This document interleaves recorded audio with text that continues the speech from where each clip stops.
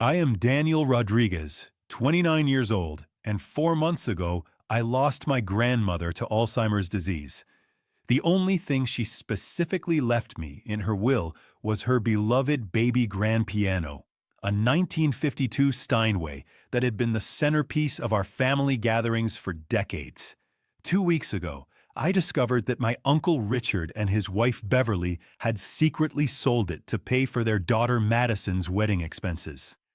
I was devastated until yesterday when I received a call from an antique dealer that would change everything. If you are reading this story right now, please let me know where you are from in the comments. Hit that like button and share this to hear how a family heirloom led me to uncover decades of deception and greed. My relationship with my grandmother, Elena Rodriguez, was the foundation of my childhood. She had immigrated from Mexico in the 1960s with nothing but determination and a deep love for music. Working multiple jobs as a seamstress and housekeeper, she saved every penny for nearly 10 years to buy that Steinway piano. It wasn't just an instrument to her. It was a symbol of achieving the American dream, a bridge between her Mexican heritage and her new life. Grandma Elena taught piano lessons from her modest home in East Los Angeles, building a reputation for being both demanding and nurturing. She had dreamed of being a concert pianist in Mexico City, but economic hardships had disrupted those plans. The piano represented not just her lost dreams, but her determination that her family would have opportunities she never did. Every Sunday, our extended family would gather at Grandma's house for dinner and music.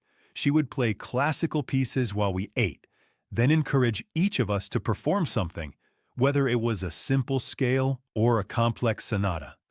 Those afternoons were magical, the house filled with music, laughter, and the smell of her homemade tamales. My parents divorced when I was 12.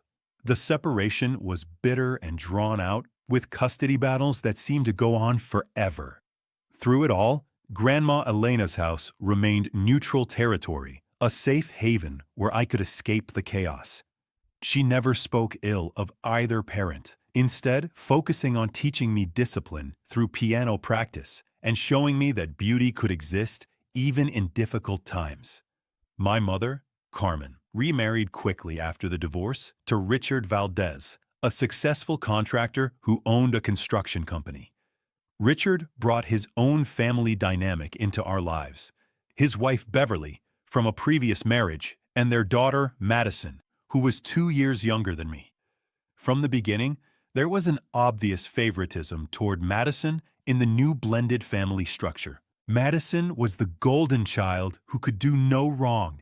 Every school play she was in, every soccer game she participated in, was treated like a major event. Meanwhile, my accomplishments seemed to go largely unnoticed unless Grandma Elena was there to celebrate them. Richard made it clear that his biological daughter would always come first, and my mother seemed to accept this arrangement to keep the peace. Despite the family dynamics, I maintained a close relationship with Grandma Elena throughout high school and college. While other family members visited sporadically, I made it a point to see her every weekend. We would spend hours at the piano, with her teaching me everything from Chopin nocturnes to Mexican folk songs. She often told me stories about her youth in Guadalajara, how music had been her escape from poverty, and how she hoped I would carry on the family's musical legacy. After graduating with a degree in music therapy, I moved back to Los Angeles to be closer to her. I found work at a rehabilitation center, helping patients recover from strokes and traumatic brain injuries through music therapy. Grandma Elena was incredibly proud of how I had combined her love of music with helping others heal. About 3 years ago, Grandma Elena began showing signs of memory loss.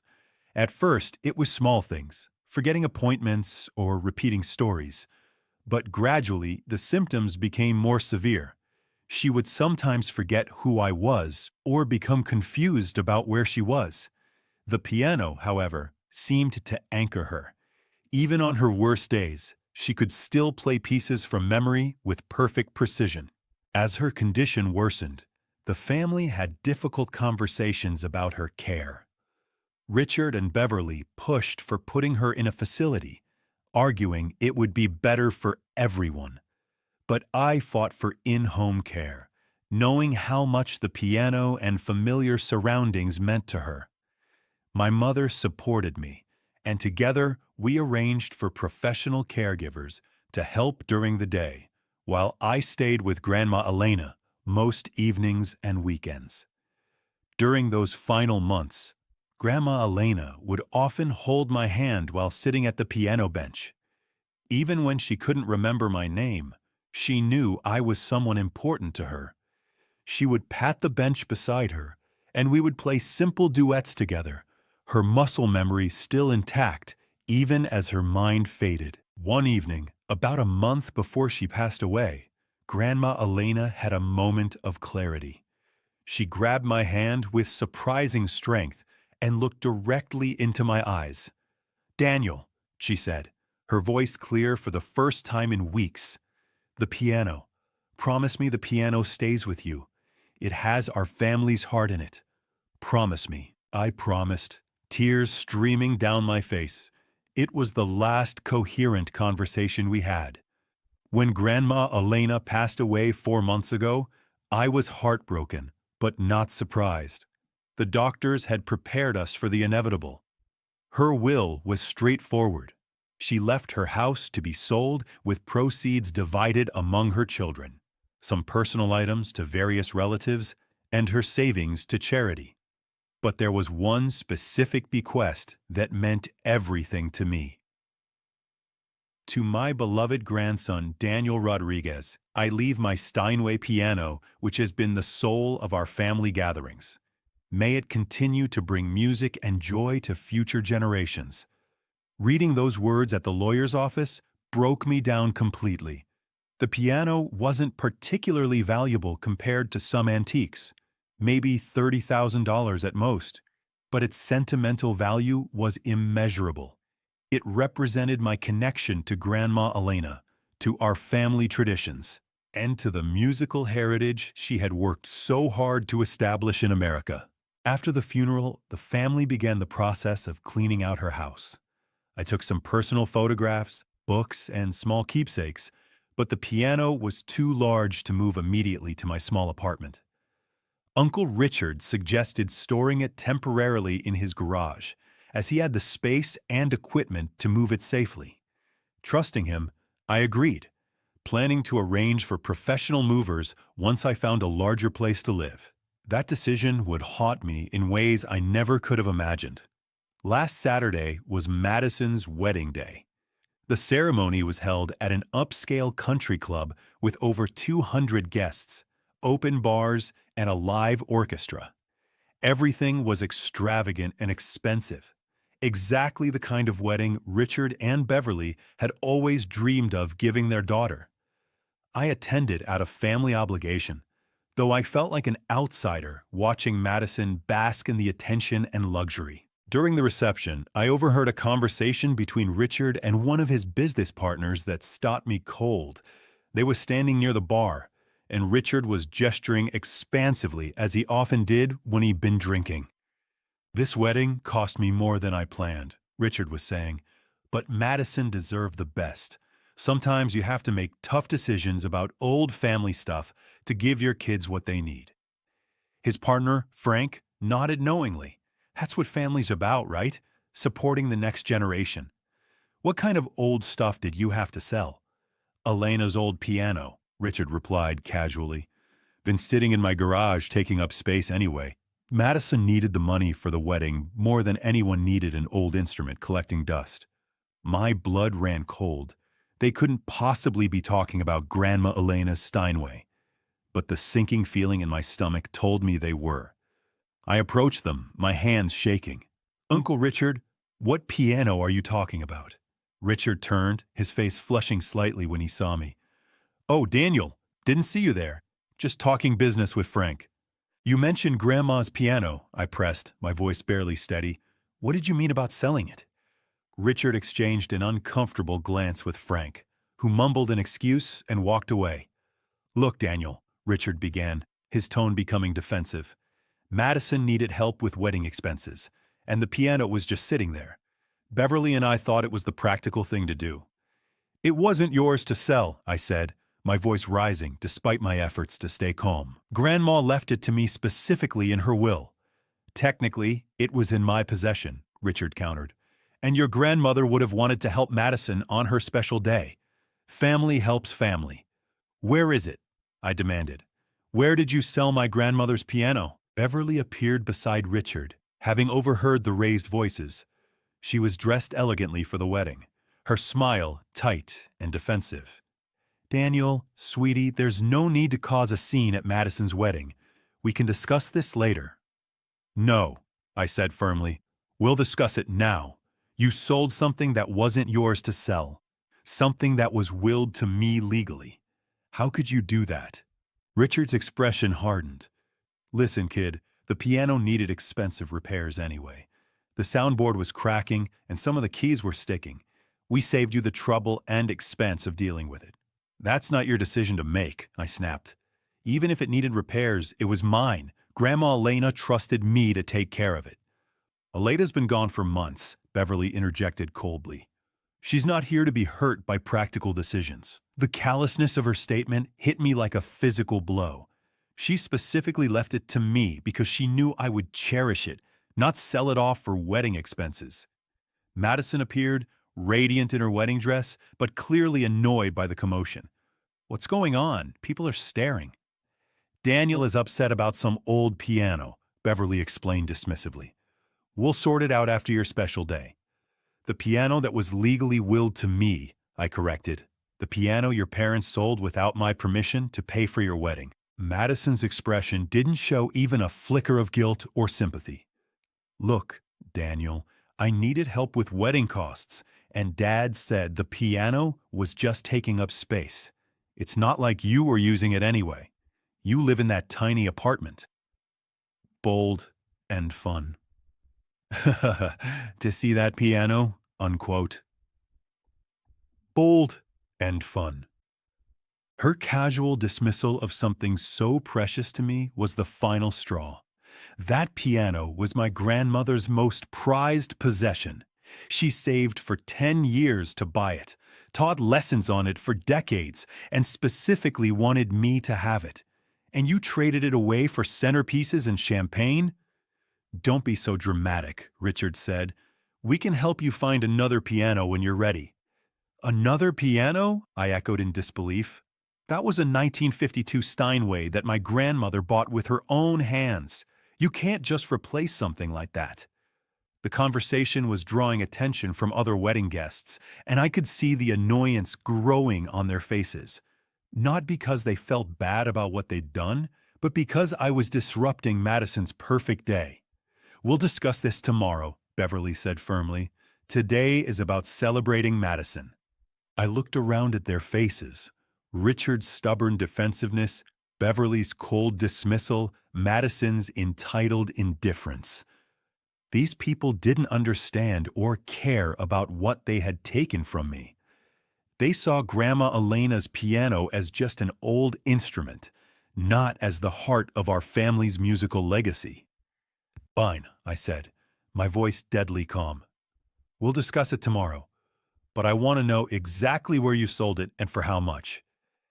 That's between us and the buyer, Richard replied. I walked away without another word, leaving the wedding reception burly. As I drove home, tears of anger and grief streamed down my face.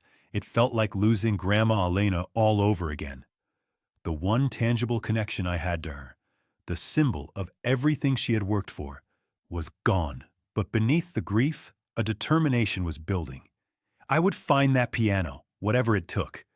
The next morning, I called Richard's house repeatedly, but no one answered. Finally, Beverly picked up, her voice icy. Daniel, you embarrassed us terribly at the wedding yesterday. Where did you sell the piano? I asked, cutting straight to the point. I don't see how that helps anything now. Because I'm going to buy it back. Where did you sell it? There was a pause. To an antique dealer downtown. But Daniel, the money has already been spent on wedding expenses. Even if you found it, We couldn't help you buy it back. I didn't ask for your help, I replied. Which dealer? Another pause. Thompson's Antiques on Spring Street, but I really don't think. I hung up without letting her finish. Thompson's Antiques was a cluttered shop in the Arts District, filled with furniture, paintings, and musical instruments from various eras. The owner, an elderly man named George Thompson, looked up when I entered, his expression wary at my obvious urgency. Are you George Thompson? I asked. That's me. How can I help you? I'm looking for a piano that was sold to you recently, a 1952 Steinway Baby Grand. It belonged to my grandmother. George's expression grew sympathetic. Ah, yes, beautiful instrument. Came in about 2 weeks ago from a family that said they needed to sell it quickly. Do you still have it? George shook his head sadly. I'm sorry, son. I sold it just 3 days ago to a collector from San Francisco. Piano like that doesn't stay on the market long. My heart sank. Do you have the buyer's information? I can't give out customer details, George said apologetically, but I can tell you this. The gentleman who bought it is a serious collector who specializes in mid-century Steinways. It's going to a good home where it will be properly maintained and appreciated. That piano was willed to me by my grandmother, I explained, my voice breaking. My uncle sold it without my permission. George's eyes widened with understanding. Oh, my lord, I wondered about that transaction. The folks who brought it in didn't seem to know much about the piano's history or condition. They just wanted cash quickly. Is there anything you can do to help me contact the buyer? George considered this carefully. Legally, I can't give you his information, but I can call him and explain the situation. If he's willing to sell it back to you, I can facilitate that conversation. It was the best offer I was likely to get. I gave George my contact information and left, hoping against hope that the collector might be understanding about the situation. For the next week, I waited anxiously for George to call back. I threw myself into work at the rehabilitation center, but found it hard to concentrate. My patients, many of whom I had told stories about Grandma Elena and her piano, could sense my distraction. Mrs. Patterson, an elderly stroke patient I had been working with for months, noticed my mood during one of our sessions. Daniel, dear, you seem so sad lately. Is everything all right? I found myself telling her the whole story.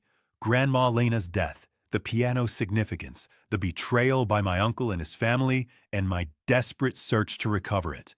Mrs. Patterson listened with the patient attention that comes from a lifetime of experience. Family can disappoint you in ways that cut the deepest, she said when I finished. But sometimes these trials reveal who people really are, and that's valuable knowledge, even when it hurts. Her words stayed with me. Perhaps this situation was showing me who my relatives really were, stripping away the pretense of family loyalty to reveal their true priorities. 8 days after my visit to Thompson's Antiques, George finally called. Daniel, I'd have some news about your grandmother's piano. My heart raced. Did you reach the collector? I did. His name is William Chen, and he's a retired music professor who specializes in restoring vintage Steinways. When I explained your situation, he was very sympathetic. Is he willing to sell it back? Here's where it gets interesting, George continued. When Professor Chen examined the piano more closely after getting it home, he discovered something unusual. There's a hidden compartment in the piano bench that came with it. Inside the compartment, he found some documents and items that he thinks should belong to you. My breath caught. What kind of documents? He wouldn't tell me specifics over the phone, but he said it's important enough that he wants to meet with you in person. He's driving down from San Francisco this weekend specifically to talk to you. What about the piano itself? That's what he wants to discuss in person. He said the situation has become more complicated than a simple sale. We arranged to meet at Thompson's Antiques the following Saturday morning. The anticipation was almost unbearable. What could Grandma Elena have hidden in the piano bench? And what did it mean for getting the piano back? Saturday morning couldn't come fast enough. I arrived at Thompson's Antiques 15 minutes early, pacing nervously outside until George unlocked the door. A few minutes later, A distinguished Asian man in his 60s arrived, carrying a leather briefcase and moving with the careful precision of someone accustomed to handling delicate instruments. "You must be Daniel," he said, extending his hand. "I'm William Chen. I'm very sorry for your loss and for the circumstances that brought us together." George led us to a quiet corner of the shop where we could talk privately. Professor Chen opened his briefcase and removed several items. "First," he said, "let me show you what I found in the piano bench." He laid out the contents carefully, a stack of letters tied with a ribbon, several old photographs, legal documents in both Spanish and English, and what appeared to be property deeds. "These letters are all addressed to you," Professor Chen explained. "They appear to be from your grandmother, written over the course of several years but never sent." With shaking hands, I picked up the first letter, dated just 2 years before Grandma Elena's death. Her handwriting was still strong and clear. "My beloved Daniel," it began, "if you are reading this, then I am gone and you have somehow discovered my secret. I have been writing these letters for years, saving things to tell you when the time is right, but fearing that time may never come." The letter went on to explain that Grandma Elena had been much more financially successful than anyone in the family knew. Her piano lessons and careful investments in real estate had built substantial wealth over the decades. She had kept this secret, she wrote, because she had learned not to trust certain family members with financial information. The subsequent letters revealed a disturbing pattern. Richard had been asking Grandma Elena for loans and family help for years, always claiming temporary financial difficulties with his construction business. What the family didn't know was that Richard had been spending recklessly on gambling and bad investments, then coming to Grandma Elena to bail him out. "He never paid back a single loan," I read aloud from one letter. "Always promises, always excuses. I realized he saw me not as family, but as a bank he could exploit because of my love for the family." Professor Chen nodded grimly. "There's more. Look at these property documents." The deeds showed that Grandma Elena had owned not just her own house, but several rental properties throughout East Los Angeles. The income from these properties had funded her comfortable lifestyle and allowed her to help various family members over the years. According to these documents, Professor Chen explained, your grandmother had been planning to leave everything to you, with provisions for your mother and small gifts for other relatives. But she was concerned about Richard's influence over your mother's finances after she remarried. The final letter, dated just 6 months before Grandma Elena's death, was the most shocking. "Daniel, I have made arrangements to protect our family's assets from Richard's greed. My lawyer has instructions to transfer ownership of all properties to a trust with you as the sole beneficiary. The piano bench contains all the documentation you need to claim what is rightfully yours. I hid these documents where I knew Richard would never think to look, in the thing he values least, my beloved piano. I pray you will use this inheritance wisely and that it will help you build the life I always dreamed you would have." I looked up at Professor Chen, overwhelmed. I had no idea she owned all this. The lawyer who handled her will never mentioned any trust or other properties. "That's because she used a different attorney for this arrangement," Professor Chen said, producing a business card from the documents. "Maria Santos, specializing in estate planning for immigrant families. According to these papers, she has been managing the trust since your grandmother's death, waiting for you to come forward with the documentation to prove your identity and claim." The implications were staggering. Not only had Richard and Beverly stolen my piano, but they had unknowingly prevented me from discovering an inheritance that was worth potentially hundreds of thousands of dollars. "What about the piano?" I asked, almost afraid to hope. Professor Chen smiled for the first time since we'd met. "Daniel, after learning about your family situation and reading these letters, I can't in good conscience keep an instrument that was stolen from you. However, I do want to discuss compensation for what I paid, and there's another matter we need to address. Whatever you paid, I'll cover it," I said immediately. I paid $25,000 to Thompson's, Professor Chen said, which, as it happens, was less than half its actual value. Your uncle sold it well below market price for a quick sale. The number was daunting, but I would find a way to pay it. Done. What's the other matter? Professor Chen's expression became serious. The piano needs significant restoration work. Your uncle was right about the soundboard cracking, and several keys need regulation. As a vintage instrument specialist, I'd estimate about $15,000 in restoration costs to bring it back to optimal playing condition. My heart sank. Even if I had $25,000 to buy the piano back, I couldn't afford another $15,000 in repairs. Professor Chen seemed to read my expression. However, I have a proposition. I've been looking for a meaningful project for my retirement, and your grandmother's story has moved me deeply. If you're willing, I would like to restore the piano at my own expense and return it to you in perfect condition. In exchange, I'd like to document the restoration process and your grandmother's story for a book I'm writing about the cultural significance of musical instruments in immigrant families. I could barely speak through my emotions. You would do that for a stranger? Music builds bridges between people, Professor Chen said simply. Your grandmother understood that. It would be an honor to help preserve her legacy. An hour later, we had worked out all the arrangements.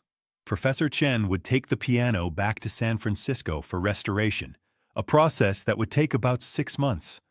I would pay him the $25,000 he had invested, but not until the work was complete and the piano was returned to me. In the meantime, I would contact Maria Santos to claim my grandmother's trust and deal with the legal implications of Richard's theft. As we shook hands, Professor Chen added, "Daniel, there's something else you should know.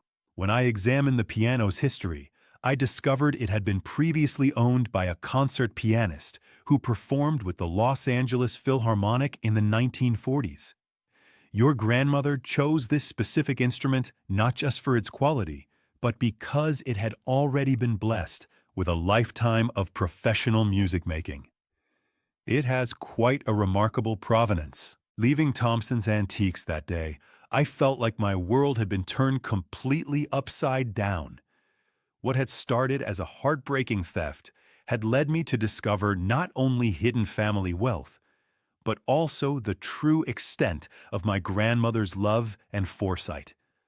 The following Monday, I called Maria Santos, the estate attorney whose card had been in the piano bench documents. Her secretary scheduled an appointment for that very afternoon. Maria Santos worked from a modest office in a building that served primarily Latino families and small businesses. She was a woman in her 50s with kind eyes and the sort of practical demeanor that inspired immediate trust. "Daniel Rodriguez," she said, standing to greet me. "I have been hoping to hear from you for months. Your grandmother was one of my most beloved clients." "I'm sorry it took so long," I explained. "I had no idea about any trust or additional properties. The attorney who handled her will never mentioned any of this." Maria nodded knowingly. "Your grandmother was very specific about keeping these arrangements separate. She was concerned about certain family members gaining access to information that might complicate her intentions." "You mean Uncle Richard?" "She never spoke directly ill of anyone, but yes, she was worried about his financial irresponsibility affecting your inheritance." Maria opened a thick file folder. "Daniel, your grandmother left you quite a substantial estate. 5 rental properties, all paid off and currently managed by a property management company, plus investment accounts that have grown significantly since her death. The total value is approximately $800,000. I sat in stunned silence. Grandma Elena, who had lived so modestly and never displayed any signs of wealth, had quietly built a fortune through decades of careful saving and smart investments. "There's more," Maria continued. "She also established an education fund for any children you might have in the future, and she made provisions for charitable donations to music programs in underprivileged schools throughout Los Angeles. Why didn't she tell me any of this while she was alive? Maria smiled sadly. She said you would inherit everything when you were mature enough to handle it wisely. And when she could be sure it wouldn't create family conflicts while she was still alive to see them, she also wanted you to make your own way in the world first, to develop your own character and work ethic without relying on inherited wealth. She succeeded in that, I said, thinking about my years of college, my career in music therapy, my small apartment, and careful budgeting. Now, about the matter of the piano being sold without your consent, Maria said, her tone becoming more businesslike. This constitutes theft of inherited property. We could pursue criminal charges if you choose, or we could seek civil remedies. What would you like to do? I thought about Professor Chen's kindness, about the piano being restored to better condition than it had been in years, about my grandmother's wishes for family harmony. I want them to pay for their actions, I said finally. But I don't want to destroy what's left of the family relationship. What are my options? Maria outlined several possibilities, from full prosecution to civil lawsuits to private settlements. After much discussion, we settled on a change of approach that would hold Richard and Beverly accountable without involving the criminal justice system. That evening, I called Richard's house. Beverly answered, her voice immediately becoming defensive when she heard my voice. "Daniel, I hope you're not still upset about the piano situation. Actually, that's exactly why I'm calling. I want to meet with you and Richard tonight to discuss the legal implications of what you did." "Legal implications?" Beverly's voice rose. "Now you're threatening us with lawyers over an old piano?" "I'm not threatening anyone, but what you did was theft of inherited property, and there will be consequences. Would you rather discuss this privately or have my attorney send you official notice?" There was a muffled conversation in the background. Then Richard got on the phone. "Daniel, what's this nonsense about lawyers? We're family." "Family doesn't steal from each other," I replied. "I'll be there at 7 o'clock tonight. We need to talk." When I arrived at Richard and Beverly's house that evening, the atmosphere was tense. Madison was there too, still glowing from her honeymoon, but clearly annoyed at being dragged into family drama. "Before anyone says anything," I began, setting my briefcase on their dining room table, "you should know that I've recovered the piano and discovered some interesting information in the process."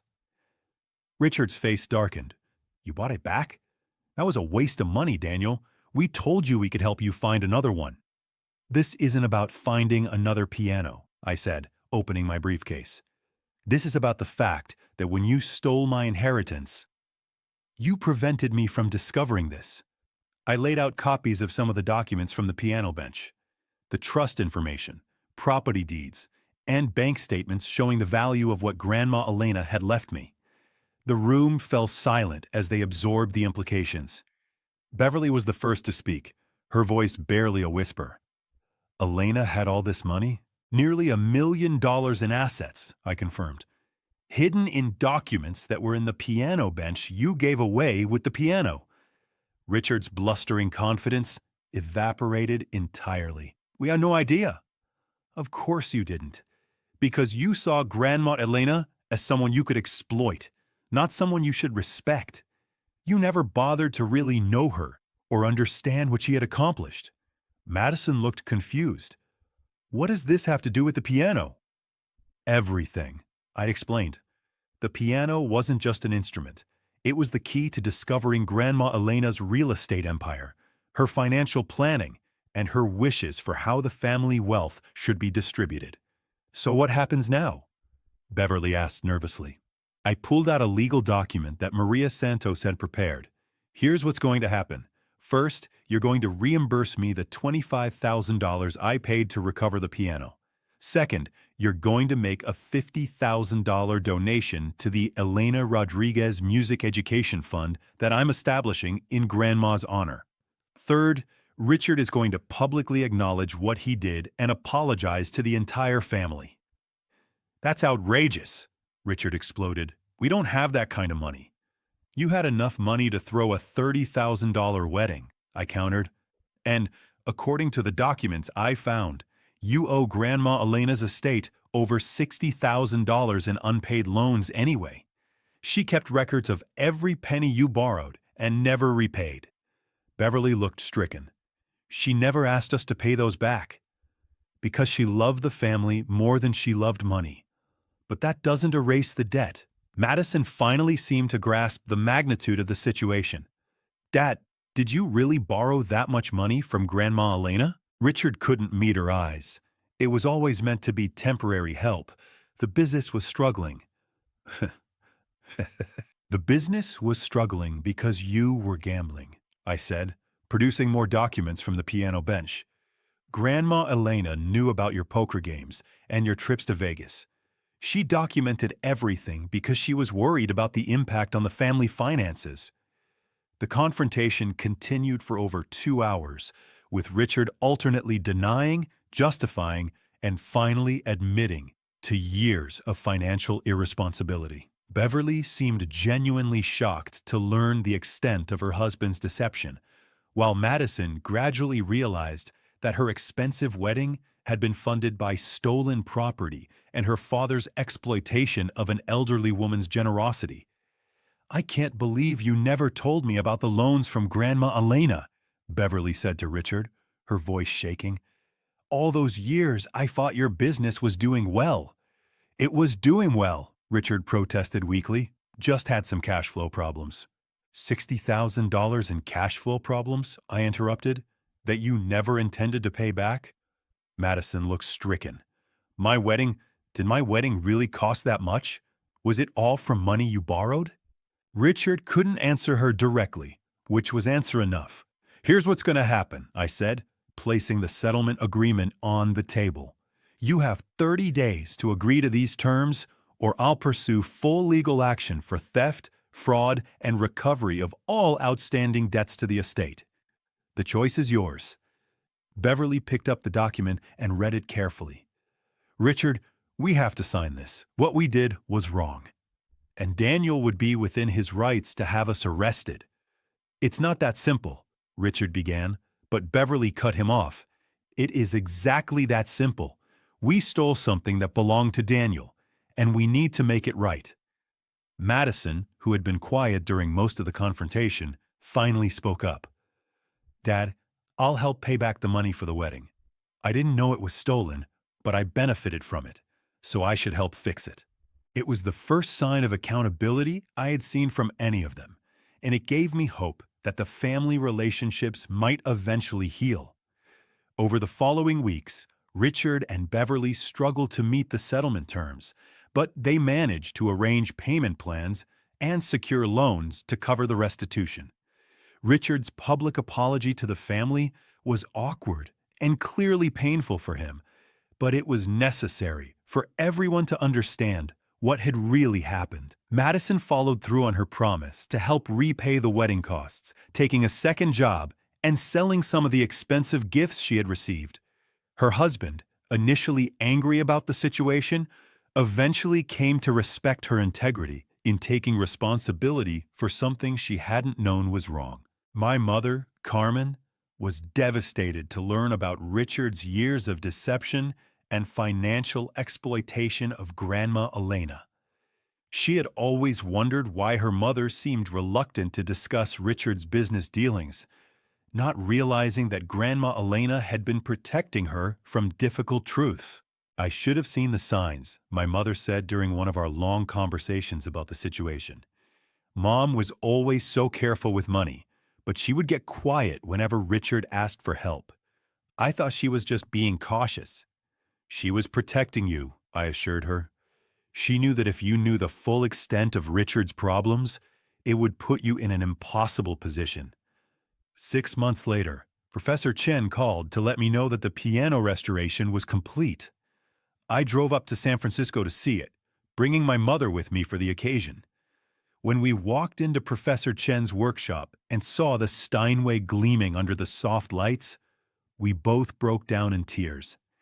"It's more beautiful than I've ever seen it," my mother whispered, running her fingers along the polished surface. Professor Chen had indeed worked miracles. The soundboard had been expertly repaired, Every key had been regulated to perfect response, and the entire instrument had been refinished to showcase its gorgeous wood grain. But more than that, he had clearly treated the piano with the reverence it deserved as a musical and cultural artifact. "Would you like to play something?" Professor Chen asked me. I sat at the bench and played the first piece Grandma Elena had ever taught me, a simple Mexican folk song she had learned as a child. The sound that came from the restored Steinway was richer and more resonant than I remembered. It was as if the piano's voice had been returned to its full strength and beauty. "She would be so proud," my mother said, tears streaming down her face. She knew this day would come. I replied, thinking of all the planning and foresight Grandma Elena had put into preserving her legacy.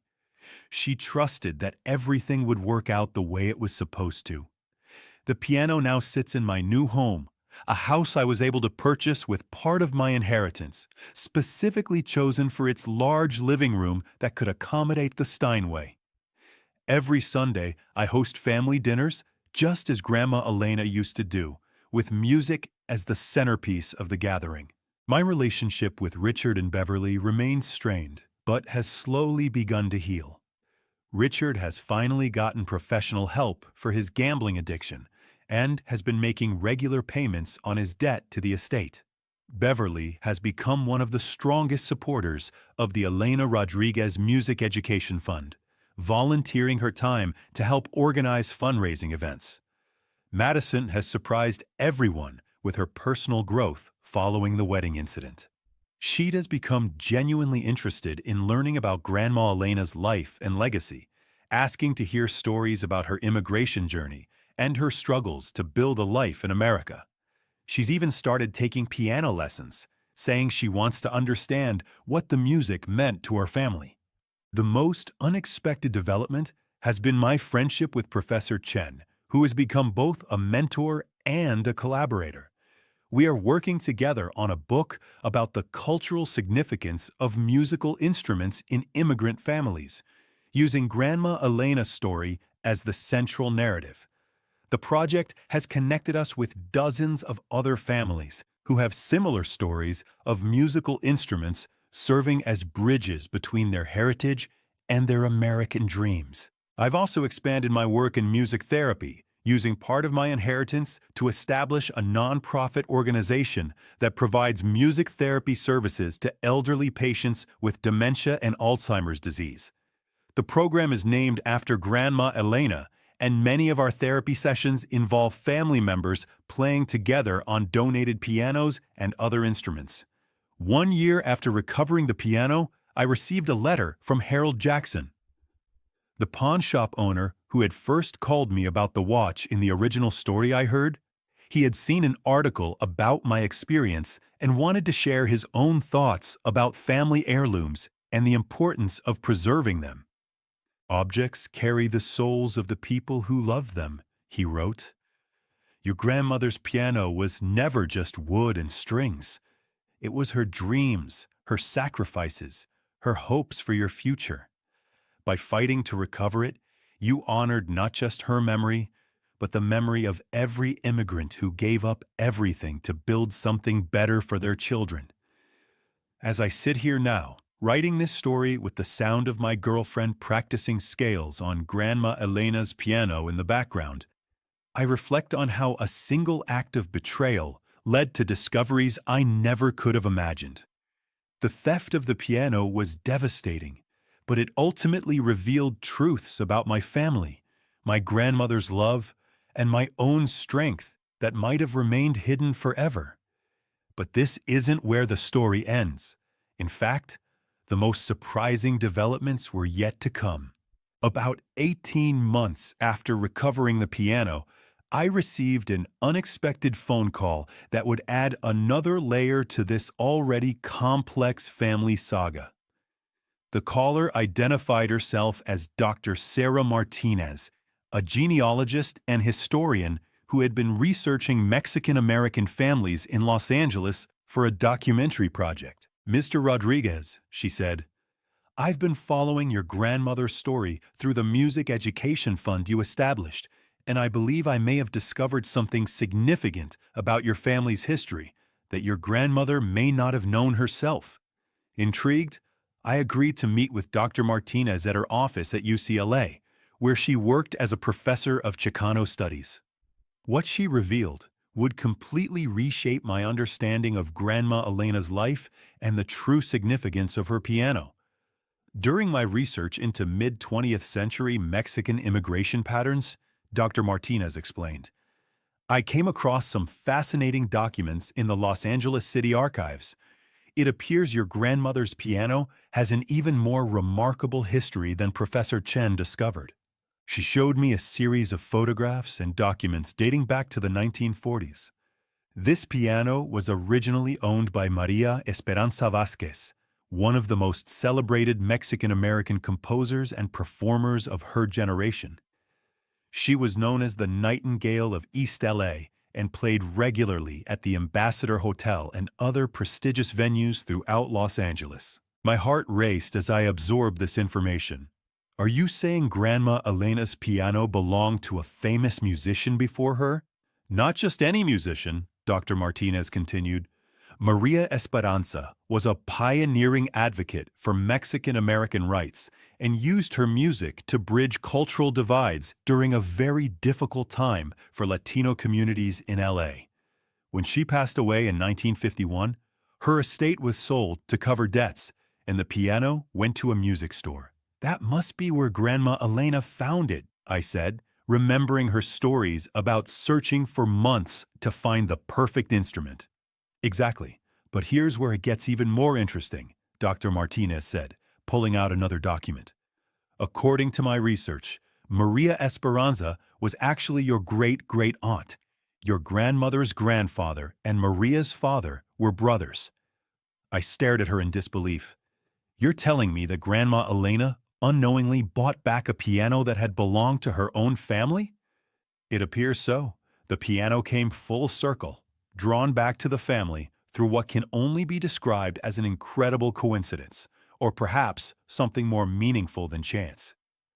This revelation added an entirely new dimension to the piano's significance. Not only had it been Grandma Elena's most prized possession, but it had also been played by a celebrated musician who shared our blood. The instrument had been destined to return to our family. Dr. Martinez's research also revealed that Maria Esperanza had composed several pieces specifically for this piano, including a waltz called Corazón de mi Familia, Heart of My Family, that had never been published but existed in manuscript form in the city archives. Would you like to see the original sheet music? Dr. Martinez asked, producing a carefully preserved folder. As I looked at the handwritten musical notation, I felt a profound connection, not just to Grandma Elena, but to this ancestor I had never known existed. The title of the waltz seemed prophetic. This piano truly had been the heart of our family, even before we knew it. There's more, Dr. Martinez continued. Maria Esperanza's personal papers include references to hiding important documents inside her piano bench. She wrote about using the secret compartment to protect family immigration papers and other precious documents during the deportation raids of the 1930s. The hidden compartment that had preserved Grandma Elena's secrets for me had previously protected another generation of our family's most important papers. The piano hadn't just been an instrument. It had been a guardian of family history across multiple generations. Dr. Martinez, I said, would you be willing to help me research more of our family history? I feel like there are so many stories that have been lost. Over the next several months, Dr. Martinez and I worked together to piece together our family's remarkable journey. We discovered that the musical talent in our family ran much deeper than anyone had realized. Maria Esperanza had been part of a network of Mexican-American musicians who had preserved traditional songs while also creating new compositions that reflected the immigrant experience. The research also revealed why Grandma Elena had been so successful with her real estate investments. Her family had actually owned significant property in Mexico before losing everything during the Mexican Revolution. When she arrived in Los Angeles, she had an inherited understanding of land value and property development that served her well in building her American fortune. Your grandmother was carrying forward a family legacy of resilience and reinvention, Dr. Martinez explained. Each generation faced displacement and loss, but found ways to rebuild and preserve what mattered most. Armed with this new knowledge, I decided to expand the Elena Rodriguez Music Education Fund to include a scholarship program specifically for young Latino musicians. We also began collecting oral histories from other immigrant families about their musical traditions and the instruments that had traveled with them to America. The scholarship program's first recipient was a 17-year-old girl named Isabella Santos, whose grandmother had brought a guitar from El Salvador during the Civil War in the 1980s. When I met Isabella and her family, I was struck by how similar their story was to mine. Music as a bridge between generations, instruments as keepers of cultural memory. Mr. Rodriguez, Isabella said during our first meeting, my abuela always told me that music doesn't just cross borders, it carries our souls with it. I think your grandmother understood that too. She was right. The piano had carried not just Grandma Elena's soul, but the souls of everyone who had loved it before her, including the great-great-aunt she had never known about. The success of the scholarship program led to other opportunities. A local PBS station approached us about featuring our story in a documentary about family heirlooms and immigrant experiences. The filming process was emotional but cathartic, allowing me to share Grandma Elena's story with an even wider audience. During the documentary interviews, my mother revealed details about her own childhood that I had never heard before. She described how Grandma Elena would sometimes play mysterious pieces on the piano, songs that seemed sad and beautiful, but that she claimed to have heard in dreams. Now I wonder if those were Maria Esperanza's compositions, my mother said during filming. Maybe Mom had some genetic memory of the music, or maybe the piano itself was teaching her those songs.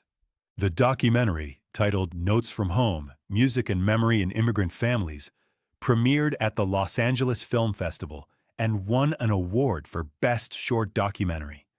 But more importantly, it connected us with dozens of other families who had similar stories of musical instruments preserving family history across generations. One particularly moving response came from a Japanese-American family whose grandfather had hidden important documents inside a violin during World War II internment. Another came from an Irish family whose grandmother had brought a fiddle from County Cork that still contained letters from relatives who had died in the potato famine. Your story helped us understand that our instruments aren't just objects, wrote Margaret O'Sullivan from Boston. They're time capsules, carrying the hopes and sorrows of everyone who came before us. The documentary's success also brought an unexpected opportunity. The Los Angeles Philharmonic contacted us about commissioning a new piece based on Maria Esperanza's lost compositions. A young composer named Carlos Mendez had been inspired by our story and wanted to create a modern orchestral work that incorporated melodies from Corazón de mi Familia. The premiere of Variations on a Family Heart was held exactly 3 years after I had recovered the piano. The entire family attended, including Richard and Beverly, whose relationship with me had evolved into something resembling genuine respect. Even Madison brought her new baby, who she had named Elena in honor of my grandmother. As I sat in Disney Concert Hall listening to Maria Esperanza's century-old waltz transformed into a contemporary orchestral piece, I felt the presence of both women who had loved the piano before me. The music swirled and built, incorporating not just the original melody, but also variations that reflected different waves of immigration to Los Angeles: Mexican, Central American, Korean, Armenian, all finding common ground in the universal language of music. Professor Chen, who had become like family to us, leaned over during the performance. "Your grandmother would have understood this moment," he whispered. "Music doesn't just preserve the past. It transforms it into something new for the future." After the concert, there was a reception where I met several other descendants of Maria Esperanza, who had been located through Dr. Martinez's research. It was overwhelming to discover that I had extended family I had never known about, all connected through this remarkable woman and her piano. One of Maria's great-granddaughters, Elena Vasquez Johnson, approached me with tears in her eyes. "I can't believe the piano found its way back to family," she said. "My great-grandmother always said that music was the thread that would keep us all connected, no matter how far we scattered." The evening concluded with an impromptu performance. Elena Vasquez Johnson had brought sheet music for several of Maria Esperanza's unpublished songs, and together we played a concert in the reception hall. Multiple generations of the same family, reunited through music that had been preserved for over 70 years. That night, as I drove home with the sound of applause still ringing in my ears, I realized that recovering the piano had been just the beginning of a much larger journey. What had started as a personal quest to reclaim a stolen heirloom had evolved into a mission to preserve and celebrate the musical heritage of immigrant families throughout Los Angeles. The Elena Rodriguez Music Education Fund has now provided scholarships to over 50 young musicians, funded music therapy programs in 12 nursing homes, and collected oral histories from more than 200 families. We've also established a lending library of musical instruments for families who can't afford to buy them. And we partner with schools in low-income areas to provide free music lessons. But perhaps the most meaningful development has been the transformation in my own family relationships. Richard's public acknowledgement of his wrongdoing and his subsequent work to make amends has gradually rebuilt trust. He now serves on the board of the Music Education Fund and has become one of its most dedicated fundraisers. "I spent so many years seeing your grandmother as someone I could take from," he told me recently. "Now I'm trying to spend the rest of my life giving back to honor her memory." Beverly has found her own path to redemption by using her organizational skills to coordinate our scholarship program. She has a natural talent for matching young musicians with appropriate mentors and has become deeply invested in their success. Madison's transformation has been perhaps the most surprising. After starting piano lessons to understand our family's musical legacy, she discovered a genuine talent and passion for music. She now performs regularly at fundraising events and has even written several of her own compositions. Her son, little Elena, nicknamed Lenny, already shows signs of musical ability at just 2 years old. "I named him Elena because I wanted him to carry forward the strength and wisdom of your grandmother," Madison explained. "I know now that what I thought was just an old piano was really the heart of our family's story." My mother has found healing through the process as well. Learning about her mother's secret wealth was initially painful. She felt guilty for not realizing how much Grandma Elena had sacrificed and achieved. But gradually, she came to understand that her mother had kept these secrets out of love, not from lack of trust. "Mom was protecting all of us in her own way," Carmen said during one of our weekly dinners at my house. "She knew that money could divide families, so she kept it hidden until she could be sure it would bring us together instead." These Sunday dinners have become the new version of Grandma Elena's family gatherings. We still center them around music, with different family members taking turns performing on the piano. But now, we also include the extended family we discovered through Dr. Martinez's research, creating a multi-generational celebration that spans several branches of our family tree. Professor Chen remains a regular guest at these gatherings, having become honorary family through his kindness and expertise. He completed his book about musical instruments in immigrant families, which has become a popular resource for genealogists and cultural historians. Our story features prominently in the final chapter, which he titled, When Heirlooms Come Home. The piano itself sits in the place of honor in my living room, its rich tone filling the house every day. I practice on it daily, working through both classical pieces and the Mexican folk songs Grandma Elena taught me. But I've also learned to play Maria Esperanza's compositions, feeling a connection to this ancestor I never knew, but whose musical DNA flows through my fingers. Recently, I made another discovery that added yet another layer to the piano's story. While cleaning the interior of the instrument during routine maintenance, I found a small metal cylinder wedged behind one of the support braces. Inside the cylinder was a rolled-up piece of paper with a message written in Spanish in what appeared to be Maria Esperanza's handwriting. Dr. Martinez helped me translate it. To the family member who finds this message, know that this piano carries the love of 7 generations. It will find its way home when the time is right. Guard its secrets, share its music, and remember that we are all connected by the songs in our hearts. MEV, 1950. Maria Esperanza had somehow known that her piano would eventually return to family hands. She had hidden this message as a beacon for whichever descendant would eventually claim the instrument and its legacy. The discovery of this message prompted me to start a new project, creating a comprehensive archive of our family's musical history.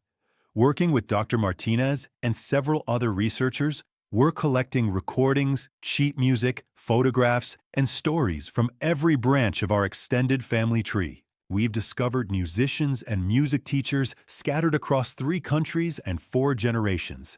There are mariachi performers in Guadalajara, a jazz pianist in New York, a folk singer in Seattle, and even a classical violinist in Mexico City, all connected to us through bloodlines and musical passion. The Archive Project has also revealed that musical talent isn't the only thing our family has passed down through generations. We found a pattern of entrepreneurship, real estate investment, and community leadership that stretches back to Mexico and extends throughout our extended family network. Your grandmother wasn't just preserving her own achievements, Dr. Martinez explained during one of our research sessions. She was carrying forward patterns of resilience and success that have characterized your family for over a century. This realization has changed how I think about inheritance and legacy. The money and property Grandma Elena left me were important, but they were just the latest expression of family traits that have helped each generation build something meaningful from whatever circumstances they faced. Understanding this broader context has also influenced how I approach my work in music therapy. I've begun to see my patients not just as individuals recovering from illness or injury, but as links in their own family chains of resilience. Music becomes a way to connect them, not just to their own healing, but to the strength of ancestors who overcame their own challenges. One of my most memorable patients was an elderly Korean War veteran named Frank Kowalski, whose family had emigrated from Poland in the 1920s. Frank had suffered a stroke that affected his speech, but during our sessions, we discovered that he could still sing Polish folk songs his grandmother had taught him as a child. I hadn't thought about those songs in 50 years, Frank told me, after we'd been working together for several months. But when I sing them, I can hear her voice joining mine. Music is a bridge to everyone we've ever loved. His words echoed something Grandma Elena had once told me. When we play music, we're not alone. Everyone who ever loved a song is there with us. This understanding has deepened my appreciation for the piano and its role in our family's story. It's not just an instrument that belonged to Grandma Elena or even to Maria Esperanza before her.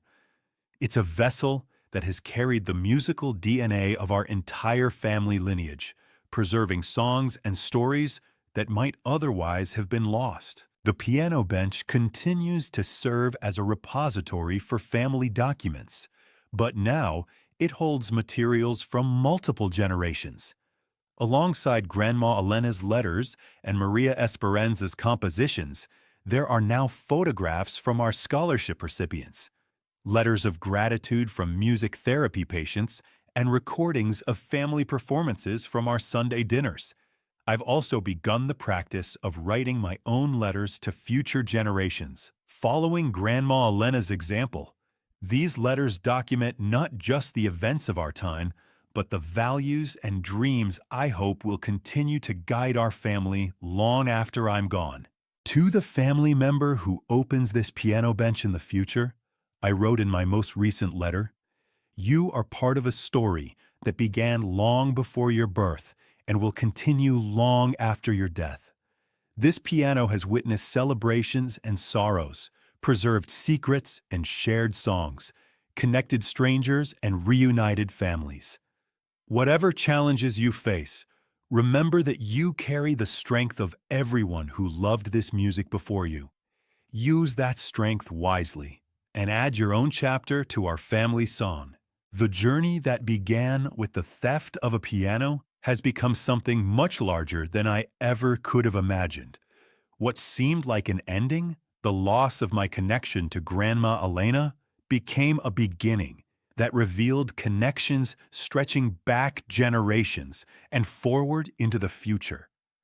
I often think about the moment when I first discovered the piano was missing. The anger and grief I felt seemed overwhelming at the time, but they motivated me to fight for something I might otherwise have taken for granted. Sometimes we have to risk losing something to truly understand its value. The betrayal by Richard and his family was painful, but it forced conversations and revelations that might never have happened otherwise.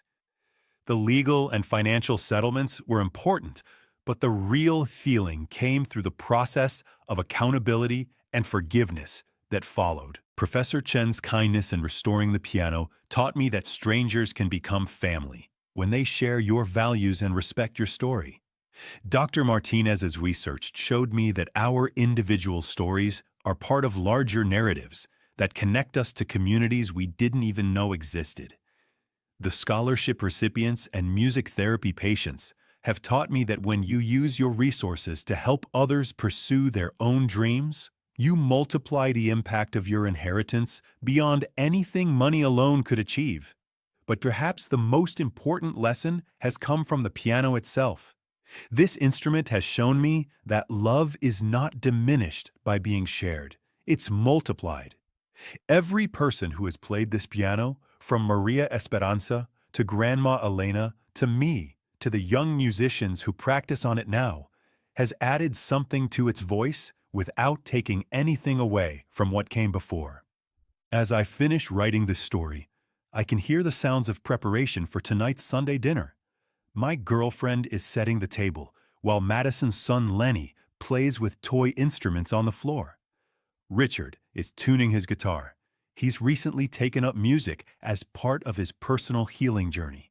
And Beverly is arranging flowers, including roses from a bush she planted in Grandma Elena's memory. Professor Chen will arrive soon with his wife, who has become almost as invested in our family story as he is. Dr. Martinez is bringing a student who is researching similar family histories, and several of the scholarship recipients will join us for what has become both a family dinner and an informal concert.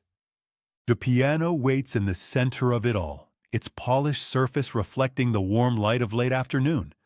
In a few hours, it will fill the house with music as different generations take turns sharing songs that span from traditional Mexican ballads to contemporary pop to classical masterpieces. But right now, in this quiet moment before the evening begins, I want to pose some questions to anyone reading this story. Have you ever had to fight to reclaim something that was precious to you? How did that struggle change your understanding of its value? What family heirlooms or traditions do you carry forward? And what stories do they tell about the people who came before you?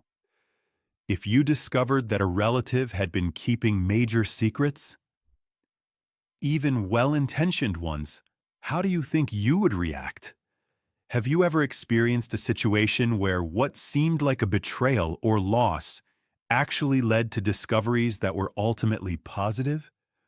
What role does music play in your family story? And are there songs or instruments that connect you to your ancestors? How do you balance the desire for justice when someone wrongs you with the need to preserve family relationships? If you inherited significant wealth or property unexpectedly, how do you think you would choose to use it? Have you ever been surprised to discover talents or interests that seem to run in your family, even when you hadn't known about that heritage? What would you want to hide in a secret compartment for future generations to discover? And what would you hope they would learn from finding it? If you could write a letter to your descendants, explaining what mattered most to you in life, what would you say? I encourage you to share your thoughts and experiences in the comments below. Family stories like these remind us that we're all part of larger narratives of resilience, love, and connection that deserve to be told and preserved. And if this story has moved you, please don't forget to like this video and subscribe to hear more stories about the power of family, music, and the unexpected ways that love perseveres across generations.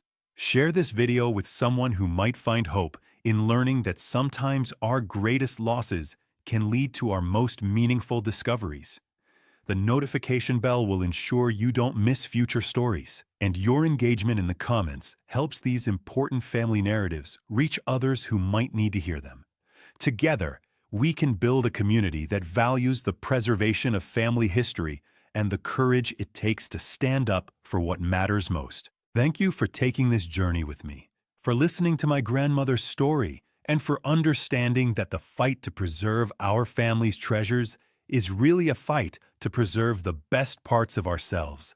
Until next time, may your own family heirlooms continue to reveal their secrets and connect you to the love that transcends time.